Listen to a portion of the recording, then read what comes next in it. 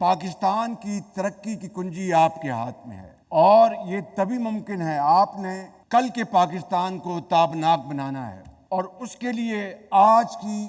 حکومت وقت کا یہ فرض منصبی ہے کہ وہ اس تابناک کل کے لیے پوری تیاری کرے، اور نوجوانوں کے ہاتھوں میں وہ جدید علم اور جدید ٹیکنالوجی آپ کے ہاتھوں میں تھمائے جس سے کہ آپ پاکستان کے اندر ترقی اور خوشحالی کا انقلاب لا سکیں۔ اور ابھی جس طرح بتایا کہ یہ جو اوپن اسکالرشپ میں کمپٹیشن ہوتا ہے، چیئرمین مختار صاحب نے پچھلے 3 سال سے پاکستان سر فہرست رہا ہے، تو مجھے بتائیے کہ کوئی شک ہے، کسی کو کوئی ڈاؤٹ ہے کہ ہماری نوجوان نسل اگر ان کو مواقع مہیا کیے جائیں تو اللہ تعالیٰ کے فضل و کرم سے نہ صرف ماضی کے جو نقصانات ہیں ان کا خاتمہ ہو جائے گا، پاکستان کی طرف معاشی لحاظ سے، دفاعی لحاظ سے کوئی میلی آنکھ سے نہیں دیکھ سکے گا۔ مگر شرط اول یہ ہے کہ اکابرین کو ایک اجتماعی قوت کے ساتھ، یکسوئی کے ساتھ، اتفاق اور اتحاد کے ساتھ آگے بڑھنا ہوگا۔ میں صرف چند مثالیں دینا چاہتا ہوں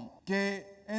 اس سفر میں، 77 سال کے سفر میں یقیناً عظیم کامیابیاں بھی ہیں اور ناکامیاں بھی ہیں، اور اگر ہم صدق کے دل کے ساتھ اس کا تجزیہ نہیں کریں گے تو میں سمجھتا ہوں کہ ہم صحیح نتیجے پر نہیں پہنچ سکتے۔ میں ان عظیم کامیابیوں کا پہلے ذکر کرنا چاہوں گا کہ اگر آج پاکستان کو سیاسی لحاظ سے، آج پاکستان کو معاشرتی لحاظ سے اگر کسی ایک انسٹرومنٹ نے جوڑا ہوا ہے تو وہ 1973 کا آئین ہے، جو کہ پاکستان کے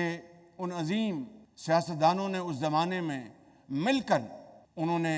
یہ فریم کیا۔ آئین جو ہے وہ آج قومی وحدت کا ایک نشان ہے۔ ہمارے 100 اختلافات ہوں گے لیکن 73 کانسٹیٹیوشن کے اوپر کسی کو کوئی قطعاً کوئی اختلاف نہیں۔ اسی طریقے سے میں سمجھتا ہوں کہ پاکستان ایک ایٹمی طاقت بنا، تمام تر مشکلات کے باوجود دنیا میں بے پناہ پابندیاں لگانے کی کوشش کی، لیکن جب فیصلہ قوم کر لے، جب فیصلہ اٹل ہو تو پھر اللہ تعالیٰ مدد کرتا ہے، اور آج پاکستان ایک ایٹمی قوت ہے اور اسلامی ممالک میں پہلا اور واحد ایک اسلامی ملک ہے جس کو اللہ تعالیٰ نے یہ عظیم طاقت عطا فرمائی ہے۔ قیامت تک دشمن جو ہے ہماری طرف میلی آنکھ سے دیکھ نہیں سکتا۔